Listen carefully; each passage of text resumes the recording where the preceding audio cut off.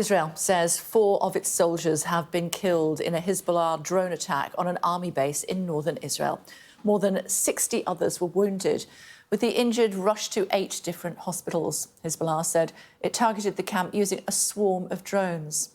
In the last hour, the 4 IDF soldiers have been named as Sergeant Omri Tamari, Sergeant Yosef Heb, Sergeant Yoav Agmon and Sergeant Alon Amite. All 4 were just 19 years old and training at the Golani training base in the Golani Brigade. Hezbollah said its attack on the camp in the northern city of Binyamina was in retaliation after strikes in Beirut killed 22 people on Thursday. Our International Affairs editor Dominic Waghorn reports from Hadira. Minutes after the drone came in, chaos and casualties as soldiers raced to help the injured. There were so many hurt, they were sent to 8 hospitals. At least 60 soldiers injured, several seriously, and 4 killed. This is where they'd been gathered to eat their evening meal when the drone struck. Somehow Hezbollah had penetrated Israel's defences without warning and hit the military base at one of its busiest times. After 2 weeks of success and steady progress in its invasion of Lebanon, this is a major blow for Israel, a huge security breach and the biggest mass casualty event in Israel itself since the war began. The fallout from all of this will be considerable. The first government minister to react to the attack spoke to us outside the hospital, where most of the injured have been taken. We will study this event, but I don't think there is a country that has a better defence against drones than Israel. Still, we get surprised sometimes, and we're not perfect.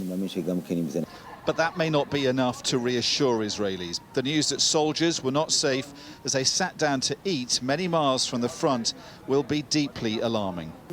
First of all, as a human being and as a mother, it was difficult for me to hear the news, like all the people in Israel. Even if I was not a mother, it's difficult for us, especially for me because I have children of military service age. It's not simple. We feel very, very bad. Israelis launched their invasion of Lebanon to make the north of the country safe again. Instead, their enemy has found a way of threatening and killing them even deeper into Israel. Dominic Waghorn, Sky News, Hadera. And 23 people have been killed in Gaza in consecutive strikes within hours, first targeting a school to turn shelter, then a nearby hospital.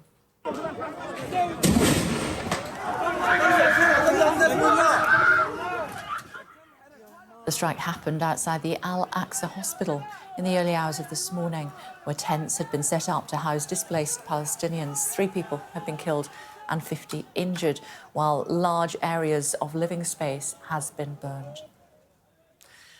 The hospital had already been overrun by victims of an earlier Israeli airstrike at a school also housing Palestinians, and 20 people were killed there, 80 injured. The Israeli military says it was targeting an Hamas command and control centre in the area. Alistair's in Jerusalem for us. Hi, Alistair, talk us through these 2-3 attacks overnight. Well, firstly, the attack on the Israeli base. It was pretty deep into Israel, well south of Haifa, going towards Tel Aviv.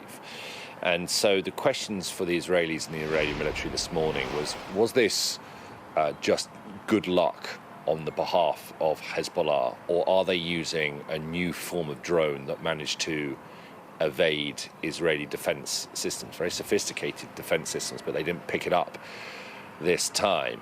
The fact that the drone hit not just a military base, but hit a dining hall at the time that it was full of people eating food, is that a coincidence? Or did Hezbollah have good enough intelligence and good enough technology to be able to hit them? So that will be incredibly concerning for Israel. The war against Hezbollah so far has gone pretty well from an Israeli perspective.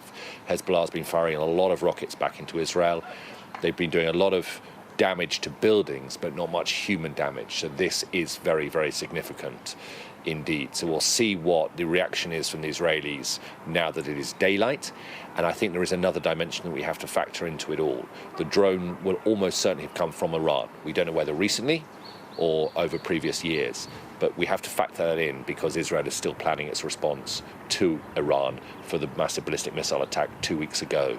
And then Gaza, just quickly on that, it is a reminder that the war is still very much being fought in Gaza, particularly northern Gaza. It is grim there at the moment.